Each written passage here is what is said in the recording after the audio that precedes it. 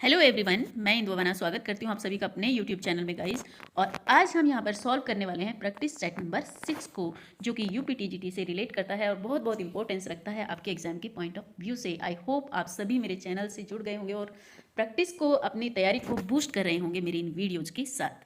तो गाइज बिना देर किए क्वेश्चन पर चलते हैं, क्योंकि time and tide wait for none guys, क्योंकि टाइम बहुत बहुत कीमती है और हमें समय का ख्याल रखते हुए हमें आगे बढ़ना है और अपनी तैयारी को बहुत बेहतरीन तरीके से बूस्ट करना है। तो चलिए क्वेश्चन पर चलते हैं गाइस। क्वेश्चन नंबर 67 ये है गाइस, प्रीपोजिशन का क्वेश्चन है। She is dash expert in vocational and communication skill management for dash BPO sector. तो यहाँ पर हम देखेंगे गाइस, यहाँ पर जो हमारे पास ऑप्शन है हमारे पास ए, बी, सी और डी में से। तो क्या इसका राइट आंसर होगा गाइज? आप अपना आंसर दीजिए, तब तक मैं आपको बता दूं इसका जो राइट आंसर होगा गाइज, सी इज, यहाँ पर जो एक्सपर्ट है गाइज, क्योंकि ये एक वोबल से स्टार्ट है, जो इसका साउंड है वो भी वोबल का ही है गाइज। ठीक है, तो ये एक एक्सपर्ट है, तो यहाँ पर आएगा एन। ठीक है, पहले एन आएगा, an expert in vocational and communication skills management for the BPO sector. तो ये जो सी ऑप्शन है ये इसका राइट हो जाएगा गाइज, क्योंकि यहाँ पर जो बीपीओ सेक्टर है एक प्रॉपर नाउन में दिया हुआ है, तो इसके लिए हम द का यूज, जो डेफिनेट आर्टिकल होता है उसका यूज करेंगे। ठीक है, तो ऑप्शन नंबर सी हमारा यहाँ पर राइट हो जाता है, यानी कि इसमें आएगा एन और यहाँ पर आएगा द। ओके, चलिए नेक्स्ट पर चलते हैं। On his 15th birthday the boy made dash unreasonable demand from his parents for dash car. तो क्या होगा इसका राइट आंसर? तब तक आप अपना राइट आंसर दें, तब तक मैं आपको बता दूंगा इसका जो राइट आंसर होगा, यहाँ भी वोवल से शुरू होने वाला ये वर्ड है अनरीजनेबल। ठीक है, अनरीजनेबल जो वर्ड है ये वोवल से शुरू हो रहा है और साउंड भी इसका वोवल से ही है गाइज। ठीक है, तो यहाँ पर साउंड भी, जब वोवल से आए साउंड भी, जो ये स्वर माला होती है अगर उसका साउंड आ रहा होता है वर्ड में, तो तब भी हम एन का यूज़ करते हैं। ठीक है, तो यहाँ पर एन का यूज आएगा। सबसे पहले तो एन देख लीजिए किस ऑप्शन में है, यहाँ पर बी ऑप्शन में है। ठीक है, तो एन बी ऑप्शन में, बाकी किसी में है नहीं, तो बी ऑप्शन हमारा यहाँ पर राइट हो जाएगा। कार के लिए हम ए का यूज करेंगे। ठीक है, तो an unreasonable demand from his parents for a car, ये इसका राइट हो जाएगा। नेक्स्ट वन, नेक्स्ट है direction, question number 69 and 70। Choose the correct form of verb for the given sentence. यहाँ पर हमें वर्ब चूज करनी है गाइज। ठीक है, तो हमारे पास है 4 ऑप्शन। देखते हैं क्वेश्चन क्या कह रहा है। It seems that higher education now it is dash for those who can afford it. ठीक है, it seems that higher education now it is, आजकल जो हायर एजुकेशन है उनके लिए है जो इसे अफोर्ड करते हैं। इसका मतलब, यानी कि यहाँ पर पूछा गया है इसका मतलब है, तो इम्पोस्ट का तो मीनिंग मतलब नहीं होता, प्लांट का भी नहीं होता, गिवन का भी नहीं होता। इट मीन्स यहाँ जो इसका राइट आंसर हो जाएगा ऑप्शन नंबर बी हो जाएगा। यहाँ पर इज मींट हो जाएगा इसका मतलब। ठीक है, मींट यहाँ पर आएगा। ठीक है, नेक्स्ट वन पे चलते हैं। The TV programme dash me from my work. तो इसका जो मतलब होता है यहाँ पर किसी वस्तु से ध्यान हटा लेना। तो डिस्टर्ब तो नहीं होना चाहिए, यहाँ पर डिस्ट्रैक्ट होना चाहिए गाइस।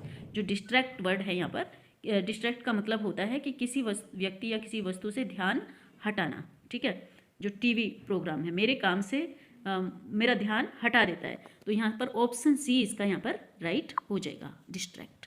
यहाँ पर आएगा डिस्ट्रैक्ट। ओके, नेक्स्ट है क्वेश्चन नंबर 71 टू 72।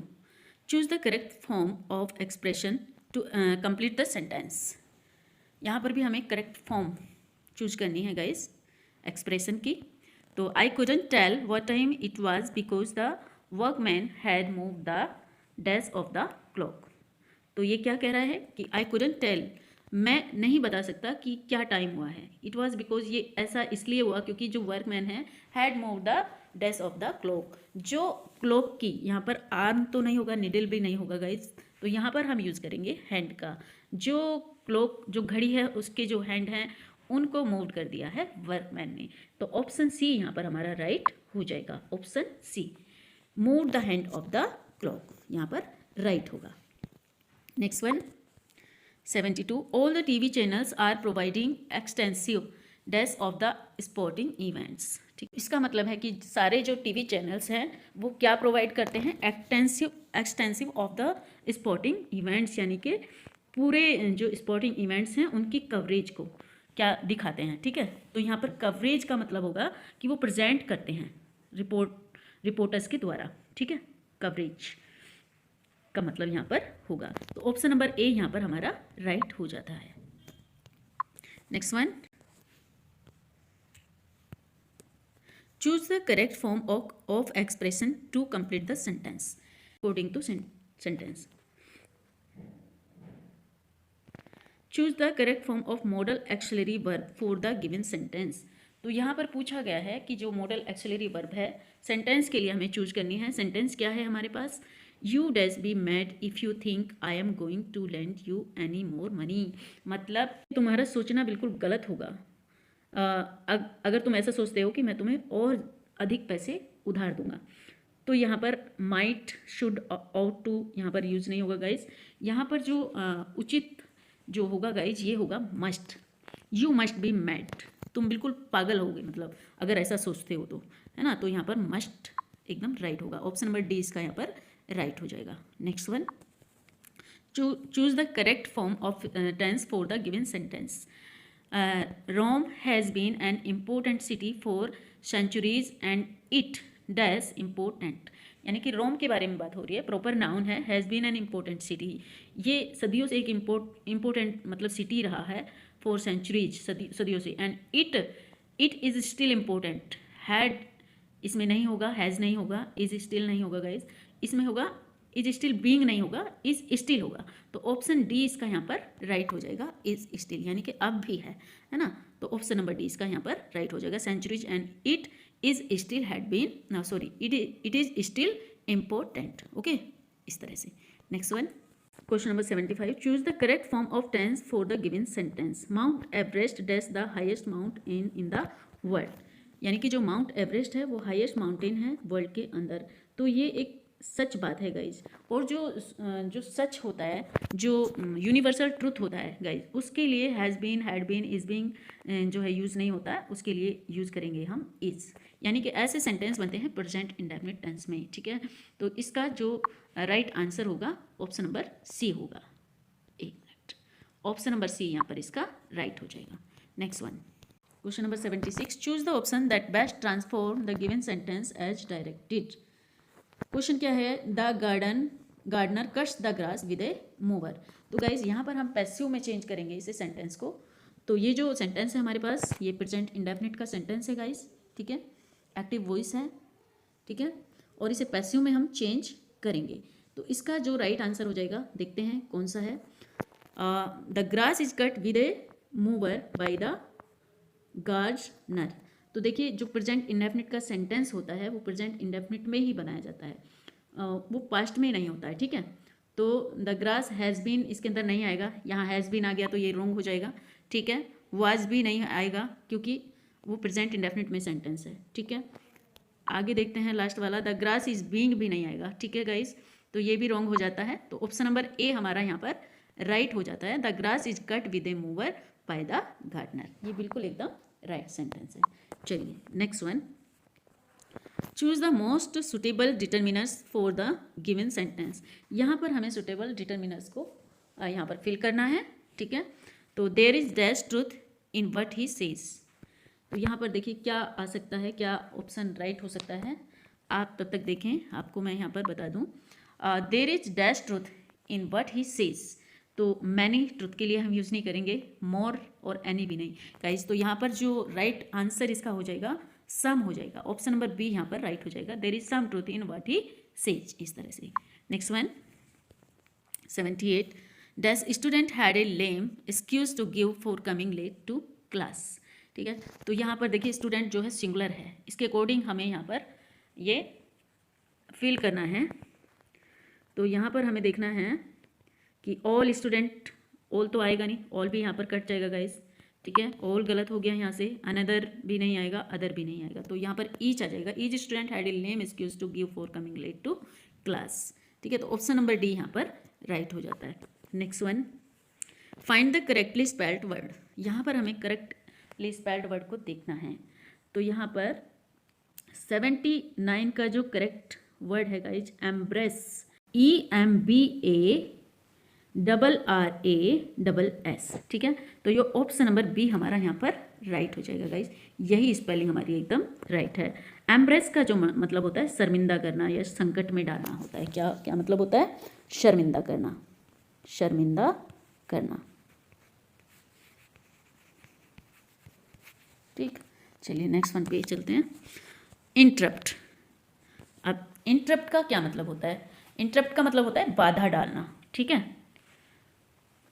तो इंटरप्ट का मतलब होता है बाधा डालना। इंटरप्ट की जो राइट स्पेलिंग होती है INTERRUPT,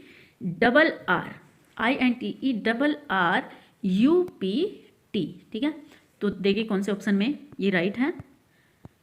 INTERR इसमें नहीं है, INTERR है लेकिन यू नहीं है, ठीक है। आई और ये भी गलत हो गया, तो ऑप्शन नंबर सी हमारा यहाँ पर राइट हो गया, इंटरप्ट, ठीक है। Next one, accessibility. तो एक्सेसिबिलिटी का मतलब होता है प्रवेश या योग्यता, ठीक है, जिसे कहते हैं पहुंच, है ना, जो योग्यता होती है एक्सेसिबिलिटी। तो एक्सेसिबिलिटी की जो राइट एक्सेसिबिलिटी की राइट स्पेलिंग होती है ACCESSIBILITY,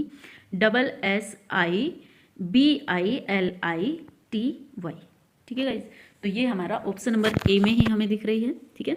बाकी में ये नहीं है, यहाँ पर ई है, यहाँ पर ई है, इसलिए ये रॉन्ग हो जाती है, ठीक है। यहाँ पर बी के बाद आई नहीं है और यहाँ पर भी बी के बाद आई नहीं है, तो ये हो जाती है हमारी रॉन्ग और ये हमारा ऑप्शन नंबर ए यहाँ पर राइट हो जाता है, ECCESSIBILITY, एक्सेसिबिलिटी, एक्सेसिबिलिटी। तो इसका मतलब होता है योग्यता, योग्यता, ठीक है। नेक्स्ट वन, सजेशन गाइज, सबको पता होगा इसकी स्पेलिंग का। तो 82 नंबर का जो है ये सजेशन, यानी कि ये वर्ड बना है सजेस्ट से, सुझाव देने से, परामर्श करने से, ठीक है। तो सजेस्ट की स्पेलिंग क्या होती है? SUGGEST, ठीक है। तो कहाँ पर है ये, यही देख लीजिए पहले। तो SUGGEST कौन से ऑप्शन में है? SUGGEST इसमें नहीं है, ए में नहीं है गाइस, ठीक है। तो ये गलत, SUGGEST इसके अंदर नहीं है, SUGGEST इसके अंदर भी नहीं है, तो ऑप्शन नंबर बी हमारा राइट हो जाता है, सजेशन की spelling SUGGESTION, suggestion. Next one, grammatic. ये ग्रामर से बना है, ठीक है। और ग्रामेटिक आप देख लीजिए, GRAMMATIC, ठीक है, उसी ग्रामर से ही बना है, तो ग्रामर की ही स्पेलिंग इसमें चलेगी। तो क्वेश्चन नंबर 83 का आंसर हो जाएगा राइट, ग्रामेटिक। ऑप्शन नंबर ए इसका यहाँ पर राइट हो जाएगा, ऑप्शन नंबर ए। चलिए next one, select the correctly punctuated sentence. यहाँ पर हमें करेक्टली पंक्चुएटेड सेंटेंस को देखना है, ठीक है। तो कौन सा होना चाहिए right answer? I have already watch the movie that you wanted to see. अब गाइज इसमें क्या, कैसे हम पहचान करेंगे कि ये करेक्टली पंक्चुएट है? तो जो इस तरह के जो सेंटेंस होते हैं जो दैट से जुड़े होते हैं, उनमें बीच में जो है यहाँ पर इस तरह के जो सेंटेंस होते हैं उनमें कोई कोमा वगैरह नहीं होता है। तो यहाँ पर आप देख रहे हैं इसमें कोमा है, ये गलत हो जाता है, ये भी गलत हो जाता है गाइस। चलिए आप सी को देखते हैं, हाँ, तो ऑप्शन नंबर सी ही हमारा राइट हो जाएगा, इसमें कोमा नहीं है। यहाँ पर ऑप्शन नंबर सी हमारा राइट हो जाता है, ठीक है। Next one, I have already watch the movie that you wanted to see. Next one, she loves to eat ice cream, chocolates, sweets and chips. अब इस तरह के जो सेंटेंस होते हैं गाइज, इनमें जब बहुत सारे ऑब्जेक्ट आ रहे होते हैं एक ही साथ, तो वहाँ पर हमें कोमा रखने की ज़रूरत होती है हर एक ऑब्जेक्ट के बीच में, ठीक है। तो यहाँ पर देखिए कहाँ कोमा है, पहले में तो है नहीं, पहला रोंग हो जाता है, फर्स्ट रोंग हो जाता है। She loves to eat ice cream, chocolates, यहाँ पर देखिए यहाँ कोमा दे दिया, तो ये इस वजह से गलत हो गया इस तरीके से। She loves to eat ice cream, chocolates, sweets and chips, तो ये एकदम राइट है, ऑप्शन नंबर सी यहाँ पर हमारा राइट हो जाता है, क्योंकि स्वीट के बाद एंड है यहाँ पर, ठीक है, और इसके पहले आइसक्रीम के बाद कोमा है, चॉकलेट के बाद कोमा है और स्वीट एंड चिप्स है, तो ये वाला सेंटेंस हमारा राइट हो जाएगा। Next one, will your father drives us to the mall or shall we take a cab. तो इसका क्या होगा राइट आंसर, ठीक है गाइस। तो इसमें भी बीच में कोई कोमा नहीं आएगा, आप देखिएगा, will your father drive us to the mall or shall we take a cab, will your father drive us the mall or shall we take a cab to the mall or shall we. अब ये और के बाद यहाँ पर इसमें तो इन्होंने यहाँ पर कोमा दिया है तो ये रॉन्ग हो जाता है, ठीक है। ये नन ऑफ द दीज है नहीं, ठीक है। और will your father drive us to the mall, तो ये दोनों सेंटेंस एक ही जैसे हैं गाइस, तो ऑप्शन नंबर ए को इसमें मान लेते हैं, ठीक है। इसमें कुछ टाइपिंग मिस्टेक है यहाँ पर, ठीक है। तो ऑप्शन नंबर ए इसका यहाँ पर राइट हो जाता है। Next one, rearrange the sentence with correct order labelled as PQRS, choose the proper sequence. तो यहाँ पर गाइस इस तरह के क्वेश्चन आते हैं एग्जाम के अंदर, देखिए। और सभी क्वेश्चन जितने भी करा रही हूँ सभी एग्जाम के अंदर आए हुए क्वेश्चन है गाइस, इसी तरह का पेपर आता है एग्जाम में। तो हम यहाँ पर भी रीअरेंज करेंगे सेंटेंसेस को, ठीक है, PQRS लेवल में, ठीक है। अभी देखते हैं कौन सा ऑप्शन हमारा राइट होगा। स्टार्टिंग है क्वेश्चन की, अ डिस्ट्रेसिंग फैक्ट इज दैट के बाद क्या होना चाहिए? Distressing fact is that many people यहाँ पर होना चाहिए गाइस, मैनी पीपल, ठीक है। तो यहाँ पर देखेंगे आर आ रहा है हमारा, इसके बाद that many people today, are कौन से ऑप्शन में है? डी में है गाइस, ठीक है, डी में है। इसी को राइट करके देखते हैं, आर को करते हैं, आर के बाद क्यू है, many people today are dominated only by greed, उसके बाद है and there is hardly any social accountability, ठीक है। तो ऑप्शन नंबर डी ही यहाँ पर हमारा राइट हो जाता है गाइस, एकदम करेक्ट है ये, क्योंकि डिस्ट्रेसिंग फैक्ट इज दैट के बाद सोशल अकाउंटेबिलिटी नहीं आ सकता है, एंड देयर इज हार्डली यानी कोई लाइन नहीं आएगी, are dominated only by greed भी नहीं आएगा, ठीक है। तो ये आर यहाँ पर एकदम हमारा राइट है, ऑप्शन नंबर डी यहाँ पर हमारा राइट हो जाता है। Next one, people know not only for the smokers themselves that smoking tobacco but also of their companions is injurious to the health। अब यहाँ पर भी हमें करेक्ट सीक्वेंस देखना है इसका, ठीक है। पीपल नो, इसके बाद कौन सा आना चाहिए? People know that smoking tobacco is injurious to the health, इस तरह से होना चाहिए। तो क्यों इसमें आ रहा है गाइस, ठीक है। तो क्यू से देखते हैं, हमारे पास दो ऑप्शन है क्योंकि सी और डी, ठीक है। तो सी वाला देख लेते हैं पहले, दैट स्मोकिंग टोबैको, उसके बाद है P, not only of smoking themselves, नहीं, नॉट ओनली नहीं आएगा, डायरेक्टली इज इंजर्ड आना चाहिए, is injurious to the health, ठीक है। तो ये ऑप्शन डी में राइट है गाइस, ठीक है। People know that smoking tobacco, फिर ऐसा आएगा is injurious to the health not only for the smokers themselves but also of their companion. तो ऑप्शन नंबर डी यहाँ पर हमारा राइट हो जाता है, option number D. Next one, यहाँ पर सारे सभी ऑप्शन हमें क्लियर दिख रहे हैं, ठीक है। अब देखिए, mister Sharma was a profound scholar who के बाद वाज आता है गाइस, तो इसे देखते हैं एक बार। तो पी से हमारा ए ही शुरू है यहाँ पर, ठीक है। तो यहाँ पर who was held in high esteem by all those or who read his book and visited him regularly, नहीं, इस सीक्वेंस में ये नहीं आ रहा है गाइस। तो mister Sharma was a profound scholar who, अब इसका जो हम देखते हैं एस से देखते हैं, scholar who though not popular with the general public was held in high esteem by all those, and उसके बाद who read his books and visited him regularly, और फिर टिल हिज अनटाइमली डेथ। तो option number D यहाँ पर इसका right हो जाता है गाइस, 89 का ऑप्शन नंबर डी यहाँ पर राइट हो जाता है। Next one, the second test of good government is that, तो इसका जो राइट ऑप्शन हो जाएगा, to every man and women and act only with their consent, it should give a lot of freedom and should treat their personalities with respect and sympathy. तो correct sequence क्या होगा guys इसका? Second test of good government is that, तो इसका right होना चाहिए, जो इसके बाद आना चाहिए इसमें, it should give a lot of freedom. क्या होना चाहिए सेकेंड टेस्ट अच्छी गवर्नमेंट का? कि it should give a lot of freedom, है ना। यहाँ से शुरू होना चाहिए आर से, और आर इसके अंदर एक ही ऑप्शन दिख रहा है, तो हमें इसे ज़्यादा कुछ करने की ज़रूरत नहीं है। ऑप्शन नंबर सी हमारा यहाँ पर राइट हो जाएगा, एक बार मिला लेंगे इसको, ठीक है। It should give a lot of freedom, उसके बाद पी है to every man and women, उसके बाद ऐसा है and should treat their personalities with respect and sympathy and act only with their consent. ठीक है, तो ऑप्शन नंबर सी इसका यहाँ पर राइट हो जाता है। नेक्स्ट वन, नेक्स्ट है क्वेश्चन नंबर 91 से 95 तक। Point out the figure of speech in the following. यहाँ पर हमें पॉइंट आउट करनी है फिगर्स ऑफ स्पीच। यहाँ पर बतानी है आपको फिगर्स ऑफ स्पीच इसके अंदर। ठीक है, तो क्या फिगर्स ऑफ स्पीच है यहाँ पर पूछ रहे हैं। देखो इस लाइन में, my uncle passed away in 1970। तो वो अपने अंकल के बारे में बता रहा है कि जो मेरे अंकल हैं वो 1970 में उनकी डेथ हो गई थी। ठीक है, पास्ड अवे। तो ये क्या है कि एक तरह से क्या होता है कि जो कठोर शब्द होते हैं उनको हल्के और अस्पष्ट शब्दों में बदलकर बोलते हैं। ठीक है, सीधे सीधे उसने ये नहीं बोला कि मेरे अंकल जब उस टाइम में 1917 में मर गए थे, तो उसने बोला तो ये थे 58 क्वेश्चन जो हमने सॉल्व किए।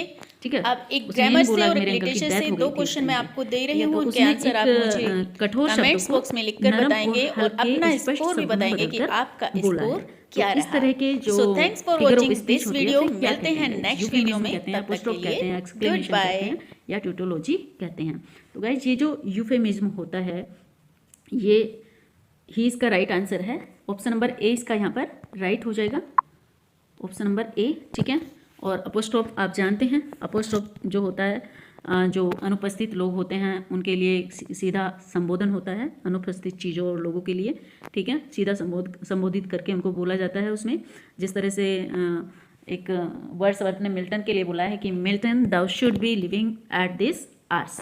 ठीक है, और जो हैमलेट में है frailty thy name is women. ठीक है, तो फ्राइल्टी को संबोधित करके बोला गया है, मिल्टन को संबोधित करके बोला गया है। तो अपोस्ट्रोफ इस तरह से होता है। और एक्सक्लेमेशन आप जानते हैं, इसका जो प्रयोग है किसी बिंदु पर अधिक ध्यान आकर्षित करने के लिए किया जाता है, जैसे oh what a noble mind is here, है ना, इस तरह से। तो एक्सक्लेमेशन होता है गाइस। ठीक है, चलिए, तो इसका राइट आंसर हो जाएगा option number A. Next one, oh Hamlet thou has cleft my heart in twain. तो यहाँ भी देखिए एकदम आ गया है वही जो मैंने अभी आपको बताया गाइस। यहाँ पर ये हाइपरबोल नहीं है, मेटाफर और ऑक्सीमोरन नहीं है, आपको पता है। हाइपरबोल बढ़ा चढ़ा के कही जाने वाली बातें होती हैं, मेटाफर एक तरह से उसका रूप बदल देना होता है, और ऑक्सीमोरन विरोधाभास होता है दो वर्डों के बीच में, है ना। तो यहाँ पर ऑप्शन नंबर डी हमारा राइट हो जाएगा। अपोस्ट्रोफ इसका राइट आंसर हो जाएगा। Question number 93, my rancher uncle bought 50 head of cattle last week. देखिए अब इसका जो राइट आंसर हो जाएगा, ये इसका मतलब है कि जो मेरे पशुपालक अंकल हैं, रेंचर होते हैं पशुपालक, my rancher uncle bought 50 head of cattle last week. मेरे जो पशुपालक चाचा हैं उन्होंने पिछले सप्ताह 50 मवेशी खरीद लिए, है ना। तो इसका क्या हो जाएगा गाइस, ये ऑक्सीमोरन तो है नहीं, पर्सनिफिकेशन भी नहीं है, यूफेमिज्म भी नहीं है कि किसी चीज़ को दूसरा रूप देकर बोला जा रहा है। तो इसका राइट आंसर हो जाएगा सिनकडकी। ऑप्शन नंबर सी इसका यहाँ पर राइट हो जाएगा। और जो सिनकडकी होता है ये होता है किसी एक भाग या शब्द का उपयोग संपूर्ण को निर्दिष्ट करने के लिए किया जाता है। ठीक है, जैसे ABC होता है अल्फ़ाबेट के लिए, है ना, अल्फ़ाबेट के लिए ABC बोल देते हैं हम कई बार, है ना। और जो ये 9/11 एक त्रासदी हुई जो 11 सितंबर 2001 में यूनाइटेड स्टेट्स में जो त्रासदी हुई थी, उसको पूरा नाम देने के लिए 9/11 की त्रासदी बोला जाता है। ठीक है, तो 9/11 उसको नाम दे दिया गया, तो ये सिनकडकी कहलाता है इस तरह से। ठीक है, तो ऑप्शन नंबर सी यहाँ पर राइट हो जाता है। Next one, my son's teacher made it clear that cheating on test was no laughing matter. तो यहाँ पर ये कह रहे हैं कि जो मेरे बेटे का टीचर है उसने ये क्लियर कर दिया कि जो टेस्ट में चीटिंग करना कोई हंसी मजाक नहीं होता, है ना। तो इसका मतलब क्या हो जाएगा, ये आयरनी भी नहीं है, सिनकडकी नहीं है, ओनोमेटोपोइया भी नहीं है गाइज। तो ये है लाइटऑप्स। जो लाइटऑप्स होता है गाइज ये एक अल्प कथन होता है। ठीक है, जिसमें किसी भावना को उसके विपरीत को नकार कर व्यंग्यपूर्ण व्यक्ति की जाती है, व्यंग्यपूर्ण कुछ बोला जाता है। जैसे अगर कोई बहुत बड़ा तूफान आ रहा है ना, और तूफान के दौरान कहा जाए कि आज का मौसम बहुत अच्छा नहीं है, इस तरीके से, है ना, कि आज का मौसम सबसे अच्छा नहीं है, जिसका तात्पर्य होगा कि वास्तव में मौसम बहुत खराब है, इस तरह से। ठीक है, तो इसका राइट आंसर हो जाएगा litotes, option number C, litotes. Question number 95, pride goeth forth on horseback grand and के। अब देखिए प्राइड जो है, प्राइड क्या है यहाँ पर, आप इसे अपने आप ही बता देंगे गाइस। जो प्राइड है यहाँ पर, ये कोई इंसान तो नहीं है ना जो घोड़े की पीठ पर बैठ के जाएगा, है ना। ठीक है। और कोई समलैंगिक वगैरह उसके लिए तो यूज़ नहीं किया जा सकता ना, प्राइड के लिए, भव्य और समलैंगिक, ठीक है। तो pride Goth from on horse back grand and के, तो ये जो प्राइड है इसको एक व्यक्ति की संज्ञा दी गई है यहाँ पर, तो ये हो गया है पर्सोनिफिकेशन। ऑप्शन ए ही यहाँ पर इसका राइट हो जाता है। हाइपरबोल अपोस्ट्रोफ मेटाफर ये नहीं है, आप अच्छी तरह जानते हैं, तो पर्सोनिफिकेशन इसका राइट आंसर हो जाएगा। Next one, improve the bold part of sentence if needed. यहाँ पर बोल्ड पार्ट को हमें इम्प्रूव करना है, ठीक है। तो you can by almost anything in this store, can you, तो इस तरह के जो क्वेश्चन होते हैं गाइज, ठीक है, इसमें क्या होता है, ये क्वेश्चन टैग बनाए जाते हैं, ठीक है। तो यहाँ पर हमें क्वेश्चन टैग बनाना है, क्योंकि एक एफर्मेटिव सेंटेंस का क्वेश्चन टैग नेगेटिव होता है, ठीक है। You can by almost anything, ये तो एफर्मेटिव होगा। अब इसका जो क्वेश्चन टैग होगा वो नेगेटिव होगा, तो नेगेटिव इसमें कौन से ऑप्शन में है आप देखिए। एसेंट इट इसमें होगा नहीं, क्योंकि ये कैन से शुरू है, ठीक है, कैन यू है ये, ठीक है, तो इसी से शुरू होने वाला क्वेश्चन टैग होना चाहिए। डू यू भी इसमें होगा नहीं, ये दोनों रॉन्ग हो जाते हैं, तो ये कैंट यू होगा, कैन नॉट यू, है यहाँ पर आएगा नेगेटिव में, ठीक है। एफर्मेटिव में नहीं आएगा, ये एफर्मेटिव में यहाँ पर दिया हुआ है, तो ऑप्शन नंबर सी यहाँ पर राइट हो जाएगा, cantt you. You can by almost anything in this store, cantt you, ठीक है। ये एक क्वेश्चन टैग होता है इस तरह से। चलिए next, remember to shut the window, will not you. तो यहाँ पर देखिए किस तरह से हम लिखेंगे, ये ऐसे क्वेश्चन टैग नहीं लिखा जाता है, विल नॉट इस तरह से नहीं लिखा जाता है, ये गलत लिखा है इन्होंने, तो इसके लिए राइट क्या होगा, विल यू होगा नहीं, नेगेटिव में ही होगा, ठीक है। ये शैल भी नहीं होगा, तो नो इम्प्रूवमेंट की जरूरत नहीं है। ऑप्शन नंबर सी यहाँ पर राइट हो जाएगा, वॉन्ट यू, इस तरह से ये होगा, ठीक है, won't you. Remember to shut the window, won't you, इसका राइट क्वेश्चन टैग होगा, ठीक है। ऑप्शन नंबर सी यहाँ पर राइट हो जाएगा। Next one, find out the error in each of the following sentence, if any, if there is no error your answer is D। हमें इन sentences में error find out करना है guys, और अगर एरर नहीं है तो हमारा आंसर क्या होगा, डी होगा। देखते हैं क्वेश्चन नंबर 98 को, ड्रिंकिंग एंड ड्राइविंग आर। अब देखिए यहाँ पर ही हमें देखने के लिए मिल गया है एरर। ड्रिंकिंग एंड ड्राइविंग क्या है, एक सिंगुलर नाउन के रूप में दिया हुआ है ये, ठीक है। Drinking and driving singular subject है, ठीक है, मेजर कोज में, और इसके साथ आर का यूज होगा ही नहीं, ए मेजर कोज ऑफ एक्सीडेंट, तो यहाँ पर आर की जगह क्या आ जाएगा, इज आ जाएगा, इज। तो ऑप्शन नंबर बी हमारा यहाँ पर राइट हो जाएगा, इसमें मिस्टेक है यहाँ पर, ठीक है, आर की जगह क्या हो जाएगा, इज हो जाएगा। Next one, the Arabian nights are indeed an interesting book. अब यहाँ भी देखिए ये अरेबियन नाइट्स एक बुक है, ठीक है, तो आर यहाँ पर हम क्यों यूज़ करेंगे फिर एक बुक के लिए, अरेबियन नाइट्स एक बुक का नाम है, तो आर इंडीड, यहाँ पर भी बी हमारा ऑप्शन जो है राइट हो जाएगा, आर की जगह हम यूज़ करेंगे इज का, ठीक है, तो ये ऑप्शन हमारा राइट हो जाएगा। नेक्स्ट है, he become an MP in the recent election from A backward constituency, ठीक है, तो ऑप्शन नंबर ये है,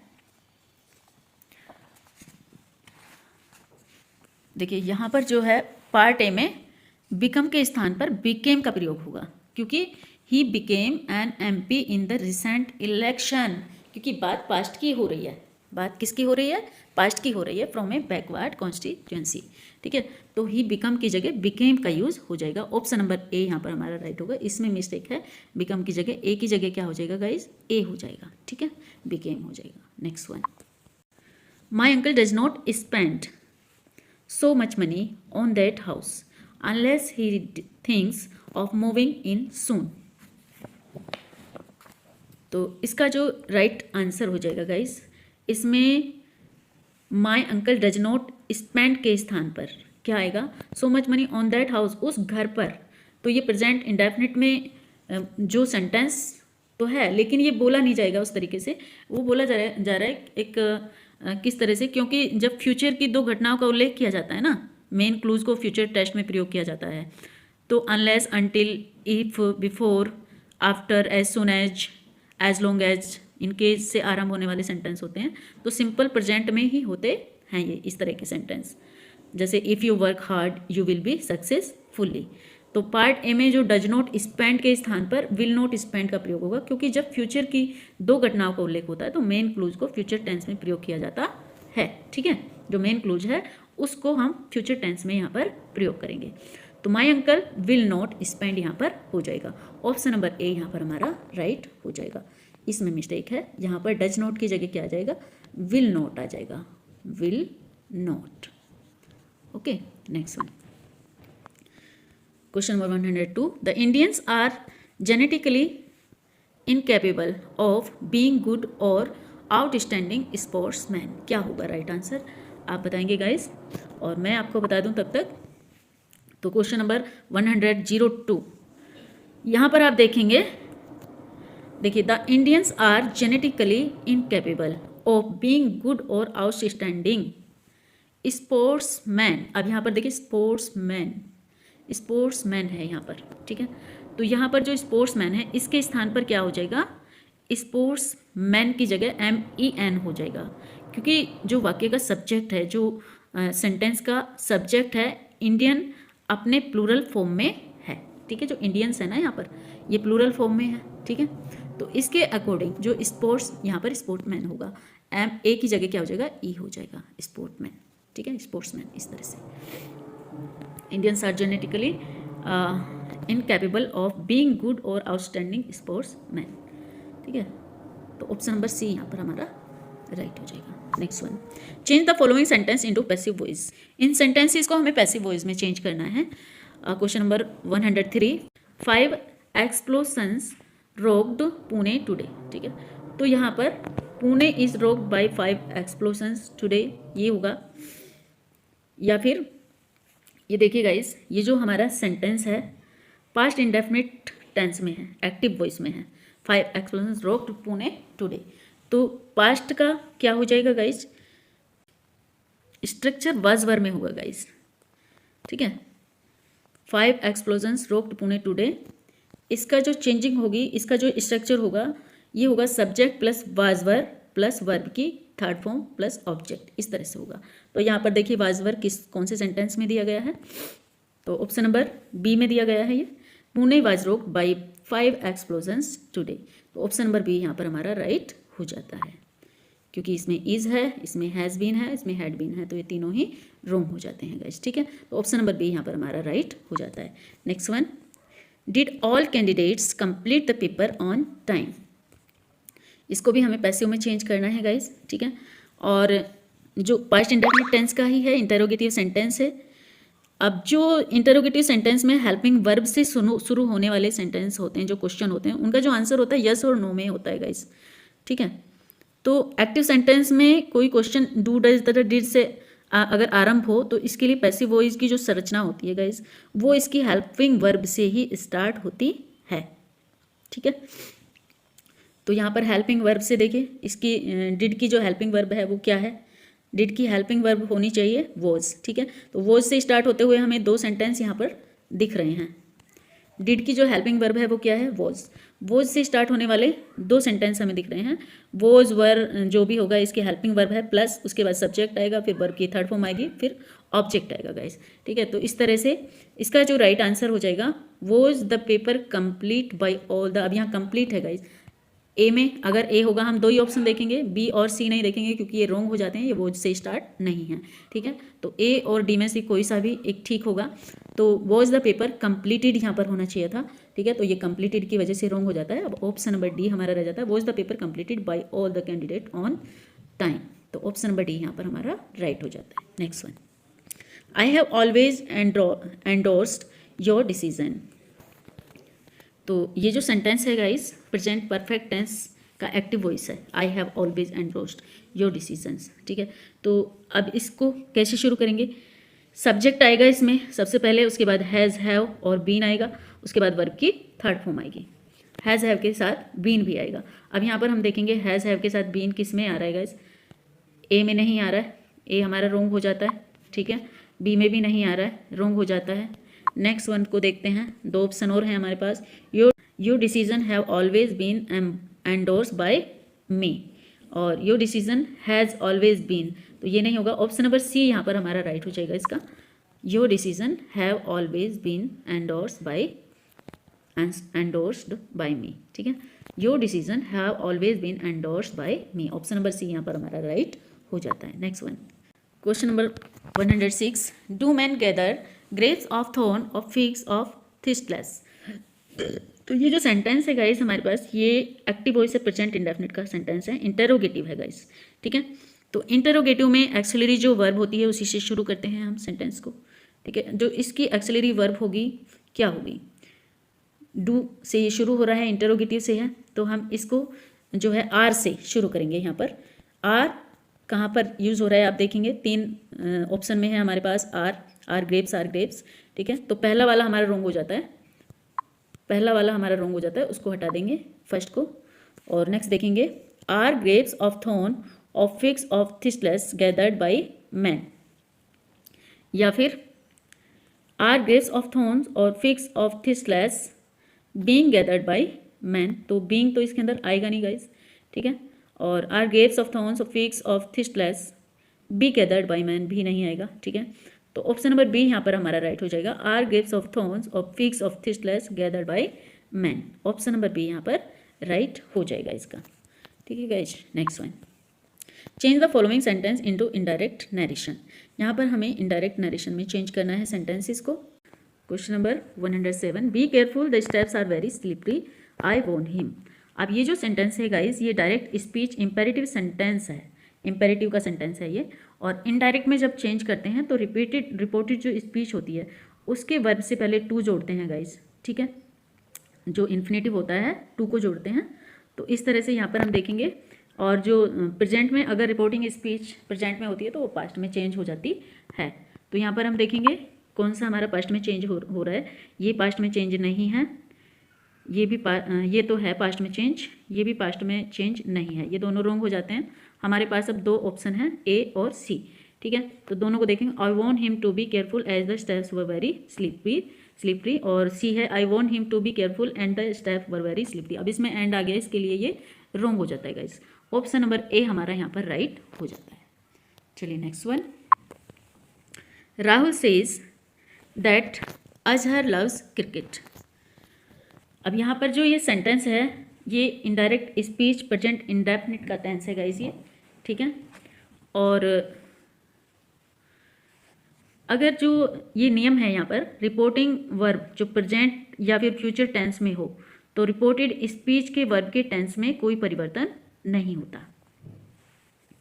प्रेजेंट या फ्यूचर टेंस में होती है ना अगर रिपोर्टिंग स्पीच, तो उसके वर्ब में यहाँ पर कोई चेंज नहीं होता। Rahul says that Azhar loves cricket, ठीक है। तो यहाँ पर एज इट इज आएगा सेंटेंस, इसमें बस हम क्या करेंगे, ये डायरेक्ट में हमें बनाना है, इनडायरेक्ट सेंटेंस हमारे पास ऑलरेडी है यहाँ पर। तो राहुल सेज, जो इसका राइट आंसर हो जाएगा सेज में ही आएगा, सेड नहीं आएगा guys. Rahul says Azhar loves cricket. तो राहुल सेज करके 2 ऑप्शन हमारे पास हैं, ये और ये, इनमें से हमें एक को चूज करना है। तो यहाँ पर लव्ड है इसलिए ये रॉन्ग हो जाता है, ये वाला रॉन्ग हो जाता है। ये सैड है इसलिए रॉन्ग हो जाता है, ये भी रॉन्ग हो जाता है। ऑप्शन नंबर डी हमारा यहाँ पर राइट हो जाता है guys. Rahul says Azhar loves cricket, ठीक है। जो रिपोर्टिंग स्पीच है यहाँ पर एज इट इज़ है, क्योंकि इसमें हम चेंज नहीं कर सकते। She said I am sorry I am not able to submit those paper. तो यहाँ पर वो सॉरी बोल रही है, सॉरी के लिए हम क्या यूज़ करेंगे, सैड तो सीधे यूज़ नहीं करेंगे, ठीक है। अपोलॉजीज उसके लिए हम यूज़ करेंगे, ठीक है, अपोलॉज्ड। तो apologies, C apologies for, exclaimed इसमें नहीं आएगा, ये भी हमारा रोंग हो जाता है गाइज। ऑप्शन नंबर डी भी यहाँ पर रोंग हो जाता है और ये दोनों भी रोंग हो जाते हैं। तो ऑप्शन नंबर सी यहाँ पर राइट हो जाता है, C apologies for not being able to submit those paper, ठीक है। इस तरह से सेंटेंस बन जाएगा। Next one, the boys respectfully wish their teacher good morning. यहाँ पर क्या हो रहा है, टीचर को जो है ये इनडायरेक्ट स्पीच में ऑप्टेटिव सेंटेंस है गाइज ये, ठीक है। और डायरेक्ट स्पीच में हमें इसे बनाना है, ठीक है। तो ये किस तरह से बनेगा, गुड मॉर्निंग का यहाँ पर हम प्रयोग करेंगे उसे विश करने के लिए, ठीक है। तो यहाँ पर देखिए गुड मॉर्निंग, इसका जो राइट आंसर हो जाएगा गुड मॉर्निंग सैड नहीं आएगा, गुड मॉर्निंग मैडम आएगा सीधे, ठीक है, गुड मॉर्निंग मैडम। और उसके बाद said the boys to the teacher, तो good morning madam said the boys to the teacher, नहीं टू देयर टीचर। तो ऑप्शन नंबर, क्योंकि यहाँ पर देयर टीचर है तो यहाँ पर देयर टीचर ही आना चाहिए गाइस। यहाँ पर देयर टीचर है तो द टीचर का यूज़ हम नहीं करेंगे, द टीचर का यूज़ नहीं करेंगे, ठीक है। तो यहाँ पर ऑप्शन नंबर डी हमारा राइट हो जाता है। Good morning madam said the boys to their teacher. Next one, in the following question choose the word opposite meaning to the given word and answer. इन वर्ड्स के लिए हमें opposite meaning select करनी है। यहाँ से ऑप्शन है हमारे पास, और इवेपोरेटेड, इवेपोरेटेड के लिए हमें जो है, इवेपोरेटेड एक वर्ब है, इसका अर्थ होता है ओझल या लुप्त हो जाना, ठीक है, इवेपोरेट हो जाना, दिखाई नहीं देना, डिसअपियर हो जाना, ठीक है। इसका अपोजिट हमें यहाँ पर देखना है, इवेपोरेट लुप्त हो जाना होता है, और ग्रीव का मतलब होता है मतलब परस्पर दिखाई देना, है ना, तो ग्रीव का मतलब होता है। ऑप्शन नंबर सी यहाँ पर हमारा राइट हो जाता है। नेक्स्ट है क्वेश्चन नंबर 112, डिमिनिश। तो डिमिनिश का मतलब होता है कम हो जाना, घटना अपने आप में, ठीक है, कम हो जाना या घट जाना। तो इंक्रीज बढ़ना होता है, इम्प्रूव भी, और इंट्रोड्यूस्ड और इंक्रीज। तो क्या होगा आपका राइट आंसर? तो गाइज इसका जो राइट आंसर हो जाएगा ऑप्शन नंबर ए ही हो जाएगा, क्योंकि इंक्रीज का मतलब वृद्धि होना होता है, ठीक है, और इसका मतलब होता है घटना। तो ऑप्शन नंबर ए यहाँ पर हमारा राइट हो जाएगा। Next one, कॉम्प्ली। कॉम्प्ली भी एक वर्ब है गाइस, और इसका मतलब होता है पालन करना या फिर पूरा करना, किसी की बात को, कही हुई को, किसी को ओबे करना, किसी रूल को कंप्लीट करना, ठीक है, किसी के ऑर्डर को कंप्लीट करना, पूरा करना, कॉम्प्ली होता है ये। तो इसका अपोजिट क्या होगा? हम यहाँ पर अपोजिट देख रहे हैं, तो चैलेंज होगा, कंप्लेन होगा, कन्फर्म होगा, या कॉम्पीट होगा। क्या होगा आपका राइट आंसर? तो गाइज यहाँ पर होगा चैलेंज, ठीक है। चैलेंज का मतलब होता है चुनौती देना, उसके विपरीत खड़े हो जाना, आपत्ति करना, उस पर क्वेश्चन करना उसको, ठीक है, किसी को ओबे नहीं करना। कॉम्प्ली का मतलब ओबे करना होता है, और चैलेंज का मतलब आपत्ति जताना, ठीक है, उसको चुनौती देना, उसके विपरीत खड़े हो जाना, ठीक है। तो ऑप्शन नंबर ए यहाँ पर हमारा राइट हो जाएगा, option number A. Next one, ट्रेक्राउज जो है गाइज, इसका मतलब होता है, ये एक एडजेक्टिव है ट्रेक्राउज, और इसका मतलब होता है निष्ठाहीन या कपटी, जो विश्वासघात करता है किसी के साथ, ठीक है, इस तरह का व्यक्ति जो किसी पर भी ट्रस्ट नहीं करता, कर ही नहीं सकता, ठीक है, अनफेथफुल होता है, ठीक है। तो इसका जो अपोजिट हो जाएगा, टैक्टफुल होगा, वायलेंट होगा, फेथफुल होगा, या फॉल्स होगा। तो इसका राइट आंसर आपको पता लग गई होगी गाइज, ऑप्शन नंबर सी इसका यहाँ पर राइट हो जाएगा, फेथफुल, जो वफादार होता है, जो ट्रस्टी होता है, ठीक है, इस तरह का। Next one, inquisitive. इनक्विजिटिव का मतलब होता है गाइज जिज्ञासु, ठीक है, क्यूरियोसिटी होती है जिसके अंदर, वेरी इंटरेस्टेड होता है लर्निंग में या किसी और चीज़ में, डिफरेंट थिंग्स में, चीज़ों को सीखने में, ठीक है, इनक्विजिटिव बोलते हैं उसको। तो इसका अपोजिट क्या हो जाएगा? इनएडक्वेट हो जाएगा, इमेच्योर हो जाएगा, अनकंफर्टेबल हो जाएगा, अनकंसर्नेड हो जाएगा। क्या हो जाएगा इसका राइट आंसर? तो इसका जो राइट आंसर हो जाएगा वो अनकंसर्नेड हो जाएगा गाइज। ये एक एडजेक्टिव है, इसको उदासीन कहते हैं, अनकंसर्नेड, ठीक है, उदासीन होना किसी चीज़ के प्रति। चलिए, तो ऑप्शन नंबर डी यहाँ पर हमारा राइट हो जाता है। In the question, out of the 4 alternative choose the one which best express the meaning of the given word, ठीक है। यहाँ पर हमें इस वर्ड से मिलती हुई, यानी कि एक तरह से सिनोनिम्स देखना है गाइस। एडोर्स का सिनोनिम क्या होगा? जो एडोर एक नाउन है जिसका मतलब होता है उत्साहित होना या ललक पैदा हो जाना, ठीक है, और किसी चीज़ की ललक होना, उत्साहित होना किसी चीज़ के लिए। तो क्या ये हैप्पीनेस है, एंथुजियाज्म है, इंटरेस्ट है, या पैसन है? क्या होगा गाइस इसका राइट आंसर? तो इसका राइट आंसर होगा option number B, enthusiasm. Enthusiasm इसका सिनोनिम हो जाएगा। नेक्स्ट वन, डिसिपेट, डिसिपेट का मतलब होता है नष्ट करना, ठीक है। ये एक वर्ब है डिसिपेट और इसका मतलब होता है नष्ट कर देना, ठीक है। तो इसका सिनोनिम क्या हो जाएगा? डिस्पर्स हो जाएगा, डिवाइड हो जाएगा, डिस्ट्रीब्यूट हो जाएगा या वेस्ट हो जाएगा। तो ऑप्शन नंबर डी इसका राइट हो जाएगा गाइज। यहाँ पर वेस्ट कर देना, बर्बाद कर देना, है ना, डिसिपेट, नष्ट कर देना। Next one, insolent. इंसोलेंट का मतलब होता है गाइज, ये एक एडजेक्टिव है और इसका मतलब होता है असभ्य। इंसोलेंट, असभ्य होना, ठीक है। और तो इसकी जो सिनोनिम देखेंगे हम, क्या हो जाएगा? हार्ड, डिफिकल्ट, वेस्टफुल या इंसल्टिंग। तो मैंने आपको इंसोलेंट का मतलब बताया असभ्य होना, ठीक है। असभ्य होने का मतलब यहाँ पर राइट आंसर हो जाएगा ऑप्शन नंबर डी, यानी कि इंसल्टिंग। इसका राइट आंसर हो जाएगा insulting. Next one, remorse. Remorse का जो मतलब होता है गाइस, ये एक नाउन है और इसका मतलब होता है पछतावा करना। रिमोर्स, पछतावा करना, ठीक है। तो यहाँ पर देखिए रिमोर्स का राइट आंसर क्या हो जाएगा? रेग्रेट, रिब्यूक, रिपीटिशन या पनिशमेंट। तो गाइज इसका राइट आंसर क्या हो जाएगा? रेग्रेट हो जाएगा। रेग्रेट मतलब इसका मतलब भी होता है पछतावा करना, रेग्रेट का मतलब, ठीक है। इसका सिनोनिम हो जाएगा ये। Next one, whether. वाइदर का जो मतलब होता है, ये भी एक वर्ब है और इसका मतलब होता है मुरझाना, मुरझा जाना, वाइदर, ठीक है। तो क्या ये फॉल होगा या श्रिंक होगा या पेल होगा या स्पॉइल होगा? तो गाइज इसका जो राइट आंसर हो जाएगा वो हो जाएगा मुरझा जाने का, श्रिंक हो जाना। तो ऑप्शन नंबर बी यहाँ पर हमारा राइट हो जाएगा, श्रिंक हो जाना। नेक्स्ट वन, नेक्स्ट है choose the one which can be substitute for the given word sentence. अच्छा, यहाँ पर हमें वन वर्ड चूज करना है इस सेंटेंस के लिए। जो सेंटेंस दिया हुआ है, a person who attend to the diseases of the eye in an. अच्छा, वो व्यक्ति जो कि आँखों के लिए, जो आँखों की देखभाल करता है, उसको क्या कहते हैं? क्या उसको ओकुलिस्ट कहते हैं, ऑप्टिमिस्ट कहते हैं, ऑब्स्टेट्रिशियन कहते हैं या ऑप्टिशियन कहते हैं? क्या होगा आपका राइट आंसर? तो गाइज जो ये ओक्यूलिस्ट होता है, यही इसका राइट आंसर है। ओक्यूलिस्ट, ये इसका मतलब होता है नेत्र रोग विशेषज्ञ, ठीक है। ऑप्टिमिस्ट क्या होता है? ऑप्टिमिस्ट एक चश्मा जो बनाने वाला होता है, ऑप्टिमिस्ट उसको कहते हैं, जो चश्मा बनाने वाला होता है। और ऑब्स्टेट्रिशियन जो होता है गाइज, ये प्रसूति विशेषज्ञ होता है। और ऑप्टिशियन एक आशावादी, आप जानते हैं इसे आशावादी कहते हैं, ठीक है, ये आशावादी होता है।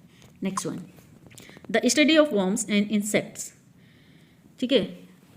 इंसेक्ट की स्टडी करने वालों को, वर्म्स की, कीड़ों की जो है स्टडी करने वाले को क्या कहते हैं? टैक्सीडर्मी कहते हैं, एंटोमोलॉजी कहते हैं, ऑर्निथोलॉजी कहते हैं या पेलोन्टोलॉजी कहते हैं? क्या होगा आपका राइट आंसर? तो गाइज इसका जो राइट आंसर होगा, इसका हो जाएगा एंटोमोलॉजी। ऑप्शन नंबर बी यहाँ पर हमारा राइट हो जाएगा, एंटोमोलॉजी, ठीक है। इसको कीट विज्ञान कहते हैं, कीट विज्ञान, ठीक है। एंटोमोलॉजी जो वर्म्स एंड इंसेक्ट की जो स्टडी करते हैं, ठीक है, कीट विज्ञान से रिलेट करता है। और जो ये ऑर्निथोलॉजी है, ये है गाइज पक्षी विज्ञान। ऑर्निथोलॉजी, इसको पक्षी विज्ञान कहते हैं, ठीक है। और पेलियोंटोलॉजी, तो इसको कहते हैं गाइज जीवाश्म विज्ञान, इसको कहते हैं जीवाश्म विज्ञान, ओके। और जो टैक्सीडर्मी होते हैं, ये मृत प्राणियों को सदृश व्यवस्थित करने की एक विधि होती है गाइज, ठीक है। जो लोग मर जाते हैं, जैसे मम्मी बनाकर रखते हैं, मम्मी आप जानते हैं ना, मम्मी बनाकर रखते हैं, तो उसको एक प्रदर्शित विधि से उसको व्यवस्थित करके रखना, ठीक है, टैक्सीडर्मी होता है, ठीक है, ये टैक्सीडर्मी। चलिए next one, question number 123, A person who devotees his her life for the welfare of other. एक ऐसा व्यक्ति जो दूसरों की खुशी के लिए अपना पूरा जीवन दे देता है, अपना पूरा जीवन दूसरों की भलाई के लिए लगा देता है। तो क्या है इसका राइट आंसर गाइस? क्या ये ऑल्ट्रिस्ट होता है, हर्मिट होता है, वॉलंटियर होता है या मार्टियर होता है? क्या होगा इसका राइट आंसर? तो गाइस इसका जो राइट आंसर हो जाएगा, ऑप्शन नंबर ए ही इसका राइट आंसर हो जाएगा, ऑल्ट्रिस्ट। ऑल्ट्रिस्ट कहते हैं एक जो परोपकारी व्यक्ति होता है उसको, ठीक है, ऑल्ट्रिस्ट। तो ऑप्शन नंबर ए यहाँ पर आपका राइट हो जाएगा। हर्मिट एक साधु होता है, ठीक है, वॉलंटियर एक स्वयंसेवक होता है और मार्टियर आप जानते हैं शहीद होता है, ठीक है। वॉलंटियर कौन होता है? एक स्वयंसेवक होता है और मार्टियर एक शहीद होता है। Next one, A person who shows of his learning. एक ऐसा व्यक्ति जो अपनी विद्या का दिखावा करता है, अपनी लर्निंग का दिखावा करता है, प्रदर्शन करता है एक तरह से, तो क्या कहते हैं उसको? पेडेंट कहते हैं, एजुकेशनिस्ट कहते हैं, एग्जीबिटर कहते हैं या रिसर्चर कहते हैं? क्या होगा आपका राइट आंसर? तो गाइज इसका राइट आंसर हो जाएगा आपका पेडेंट। ठीक है, पेडेंट ही ऐसा व्यक्ति होता है जो अपनी शिक्षा का दिखावा करता है। एजुकेशनिस्ट को शिक्षाविद कहते हैं, एग्जीबिटर्स प्रदर्शक करने वाला होता है, प्रदर्शक होता है, और ये जो रिसर्चर होता है ये शोधकर्ता होता है, रिसर्च करने वाला होता है। तो ऑप्शन नंबर ए यहाँ पर हमारा राइट हो जाएगा। क्वेश्चन नंबर 125 पे हम आ गए गाइस। हमने एक पूरे क्वेश्चन पेपर सेट को सॉल्व कर लिया है। Written law of a legislative body, ये सिर्फ हमने 2 पार्ट में डिवाइड करके सॉल्व कर लिया पेपर पूरा। ठीक है, written law of a legislative body, तो यहाँ पर विधायी निकाय का लिखित कानून क्या होता है? Written law of legislative body, लिखित कानून क्या होता है, किसे कहते हैं? तो क्या वो स्टेट्यूट होता है, स्टेचर होता है, स्टेटिक होता है या स्टैच्यू होता है? क्या होगा आपका राइट आंसर यहाँ पर? तो गाइज इसका जो राइट आंसर हो जाएगा, जो विधायी निकाय का लिखित कानून होता है वो कानून ही कहा जाएगा। ऑप्शन नंबर ए यहाँ पर हमारा राइट हो जाएगा। ये स्टेचर को कद कहा जाता है, स्टेचर, और स्टेटिक जो है ये स्थिर होता है, स्टेटिक स्थिर होता है, और स्टैचू आप जानते हैं मूर्ति को कहते हैं हम। ठीक है, आई होप ये वीडियो आपको समझ आई होगी गाइस, और ये वीडियो आपकी तैयारी को अच्छे से बूस्ट करेगी। इसी आशा के साथ यहीं तक क्लोज करते हैं अब हम इस टेस्ट को, और मिलते हैं नेक्स्ट वीडियो में। तब तक के लिए आप खुश रहिए और इसी तरह से तैयारी करते रहिए, और चैनल को अगर सब्सक्राइब नहीं किया है तो कर लीजिए। Thanks for watching this video, good bye.